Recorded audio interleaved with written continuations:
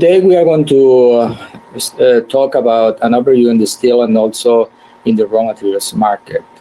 It is important to understand how the scrap is driving now the market, and in Mexico it's always important to talk about the scrap.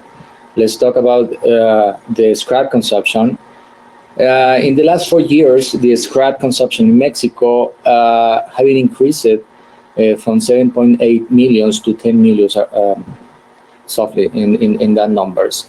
In our last webinar, we talked about the import and export. In this today, I'm adding some other data, that is the production or generation in Mexico and also the consumption. As you can see, the generation in Mexico is not enough, and we need to import. Even though we have some other export also mainly to the U.S. We are export scrap to the U.S. and we are imports mainly from the U.S. also. And these numbers can show you that there's been more than almost a 30% of increase in the consumption of scrap in Mexico.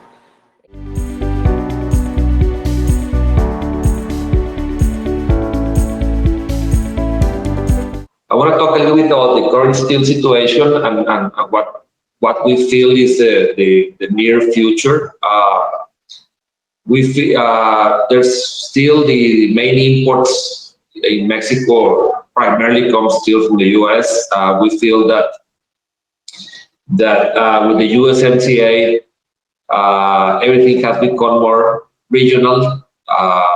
The shift for companies is looking for materials in the USMCA region. We see a decrease in the imports from China from what it was 2 or 3 years ago. A lot of it has to do with the USMCA and also with the freight problems that we're all facing right now with the sourcing of these services. So we feel that this trend will continue. We feel that more companies are going to be looking for regional sourcing, primarily, obviously, the US, Canada, Mexico. We feel that with this new steel capacity for the region, there's going to be gearing up towards the Q4 of this year will help solve the current situation in Mexico. Right now, still the materials are still scarce. They're still not as bad as it was some months ago, but still it's still complicated. Obviously, you see the prices.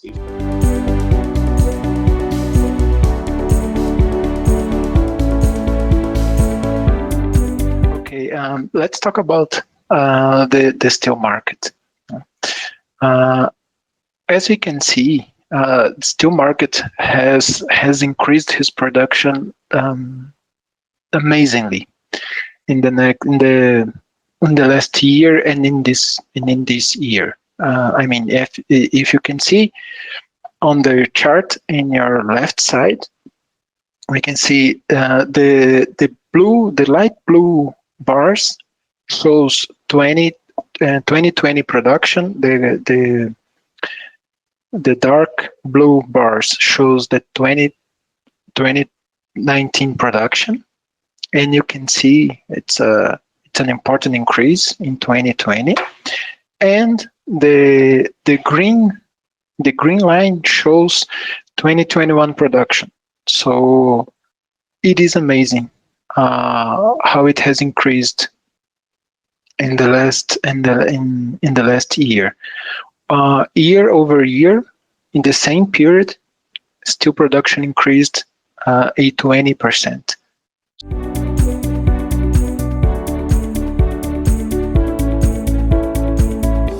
The small producers in Brazil, they are very sensitive to these movements in the market.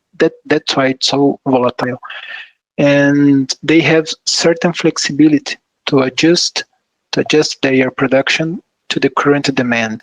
or to the price situation in the market. So yes, they have certain flexibility. They are capable to adjust their production fast, if we can say that, as fast as they can do. And yes, it has an important effect on the scrap side. I mean, it pressures the scrap market route of steel production, and it becomes even more sensitive. So yes, there is an important effect on the scrap market and in the electric route of steel production as well. We talk about the pig iron, and we need to talk about the scrap at the same time. But there is also true what is Marcion talking is about how the producers see how the market trend is regarding just the prices of the raw materials and the prices of the steel, and how the producers decide to use more pig iron or more scrap. So there is we need to have a balance in the raw materials in our mills and our furnaces. Is going to be the mix of that is how is going to be the cost inside the each mill. And yes, but I would say something that maybe Marshall, I don't know if he's agree with that, but the scrap is not only depending 100% how the pig iron is in the market, because the scrap at this moment depend more if there is enough scrap in the market. No, it is different. If we are not producing 100% of the capacity in the mills, if the customers or the consumer is not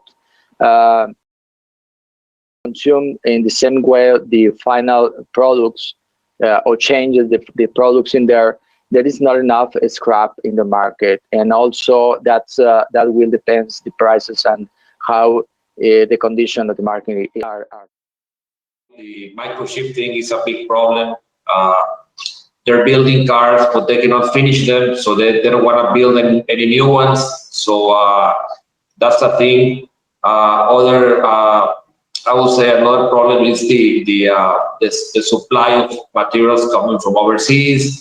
So I still feel there's going to be a challenge next year. I think it's still maybe not as volatile as what it is right now, or what it has been for the last year, but I think it's still going to be a challenge. I don't see the price going down a lot. And especially now with people going to the regional buying, some of the regional steel mills are developing materials for these customers, and I feel that it's still going to be a challenge, and I don't see prices having a steep decline like many people are trying to foresee, but I don't see it that way. I think it's going to be a slow decline, and I don't see the price coming down anywhere near to what it was.